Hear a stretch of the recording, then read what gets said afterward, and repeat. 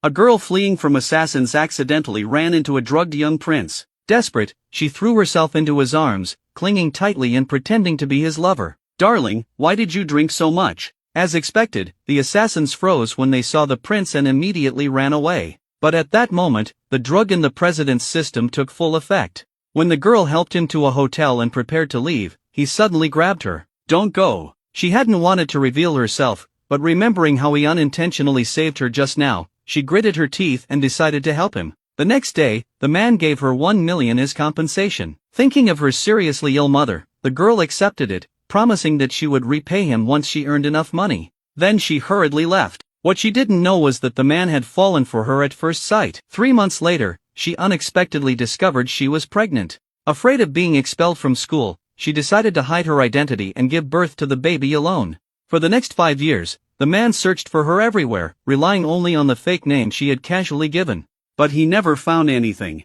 Until one day, he suddenly heard a familiar voice. Looking closely, there she was, the woman he had missed for years. The girl was being mistaken for a mistress by a group of angry aunties. As a lawyer, she tried explaining, but nothing worked, so she cited the law to protect herself and then immediately ran. While escaping, she crashed into the man behind her.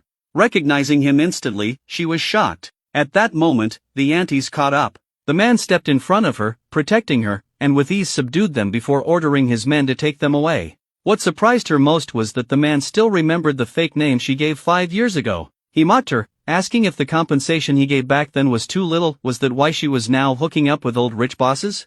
Only then did the woman realize that he thought she was working in a special profession. Thinking she relied on her body to earn money, he took out a bank card and offered to hire her with double the salary if she would leave her current company. She refused immediately. She said people should at least have some dignity. What happened 5 years ago should come to an end. She left, and he felt an unexpected emptiness watching her go. "What am I doing? Why do I care so much?" He went to a bar to drink away his frustration. When he returned home, the nanny's granddaughter ran over asking if he wanted water. The nanny quickly scolded the child and apologized, saying she didn't know any better. But the man didn't mind. Seeing the little girl always improved his mood. The assistant muttered that the child's mother was irresponsible, dumping her kid on the grandmother and ignoring her. Hearing this, the nanny sighed. 5 years ago, she fell seriously ill, and the girl's mother worked desperately to earn her medical fees, drinking with clients by day and writing documents all night. The man was stunned. Images of the woman kept appearing in his mind. What he didn't know was that the little girl in front of him was actually their daughter. Then he received a call from his grandfather, urging him to meet the woman arranged for his political marriage. Although he didn't want to, considering his grandfather's age, he agreed to at least meet her. But the next day, just as he arrived at the restaurant, he saw the woman being harassed. He rushed in and saved her.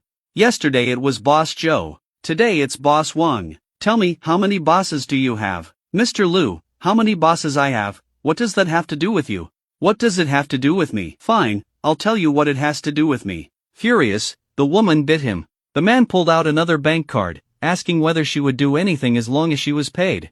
The woman sneered. What happened 5 years ago didn't give him the right to act this way. She earned her money with her own ability. He looked her up and down, mocking her ability, meaning her body, and again offered double payment if she'd stop seeing those men. "No need for double. We have fixed rates. Anything higher would disrupt the market." Hearing this, the man froze. She spoke so casually that he believed it even more. He mocked her for having professional ethics, but she didn't even notice the sarcasm. "Are you really willing to sell yourself so cheaply?" he asked. She replied that 500 an hour was already good enough for her. The man's misunderstanding deepened. The woman he had loved for years, he now believed she was really working in that industry. He was furious, but still tried to understand, thinking she was forced by poverty.